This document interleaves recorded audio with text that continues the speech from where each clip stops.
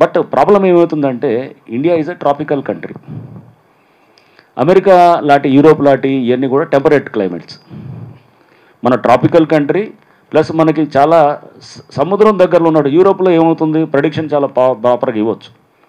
నాకు తెలుసు హరికేన్ అక్కడ ఏది ఫర్ ఇన్స్టెన్స్ టెక్సాస్ లాంటి ప్లేసెస్లో నేను ఒకసారి యూఎస్లో వెళ్ళినప్పుడు చూస్తే 6:21కి హరికేన్ స్ట్రైక్ అవుతుంది అన్నాడు, 6:21కే వచ్చింది కరెక్ట్గా. అని అట్లా చూస్తున్నాం అనమాట. అంటే ఆ యాక్యురసీ ఎందుకు వస్తుంది, టెంపరేట్ క్లైమేట్ బేసికల్గా. అండ్ నెక్స్ట్ అది సముద్రం నుంచి కొంచెం లోపలికి ఉంటే కనుక ఇంకాస్త మనకి ఇది సముద్రం దగ్గరలో ఉన్న ప్లేసెస్లో కూడా మన హరికేన్ అది స్ట్రైక్ అవుతుందంటే కనుక వెంటనే యాక్యురసీ. కోస్ట్కి దగ్గర ఉంటే యాక్యురసీ పెరగడానికి ఎక్కువ ఛాన్సెస్ ఉంటుంది.